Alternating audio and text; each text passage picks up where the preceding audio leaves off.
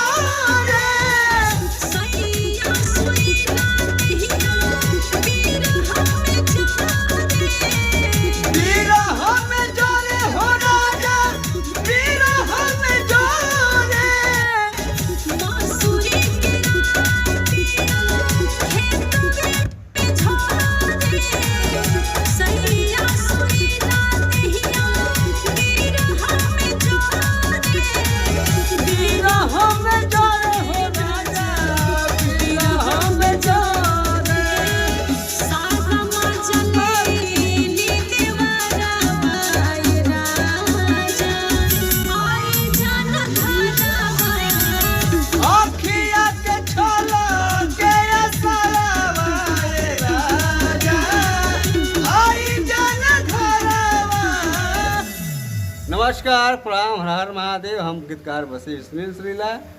आज हम लोग MM रिकॉर्ड स्टूडियो में पधारे हुए हैं। बहुत प्यारा सा चैता गीत मित्तल जी के मधुर आवाज़ में रिकॉर्डिंग हुआ है। आप लोग सुन के बताइएगा कैसा लगा। ये हमारे प्रिंस भैया म्यूजिक डायरेक्टर, आशीर्वाद की कामना रहेगा आप लोग से। हर हर महादेव। हर हर महादेव।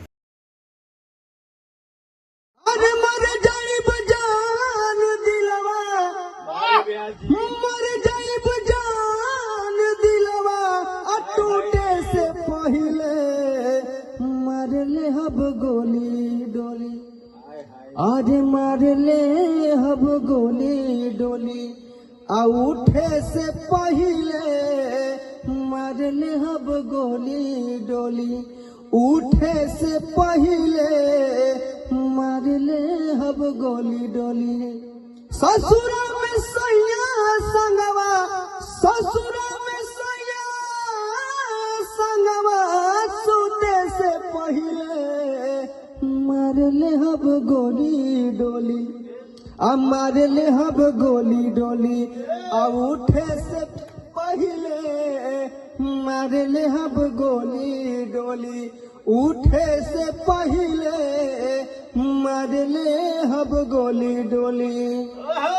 इसका अंतरा है, धड़कता नाम तुहर हमर धड़कन में, छीना तारू प्यार देके कहे के क्षण में, अरे कहे के क्षण में, अरे वो खड़ी में मुड़ी जाने, ओ खड़ी में मुड़ी जाने, कूटे से पहले मार ले हब गोली डोली।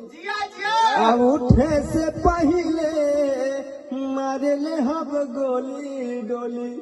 लास्ट अंतरा है, बानी सारे मिंदा जाने तुहरा या फराद पा, दूध को भैंसा लड़ावा जानी ना दे पा, अरे लड़ावा जानी ना दे पा।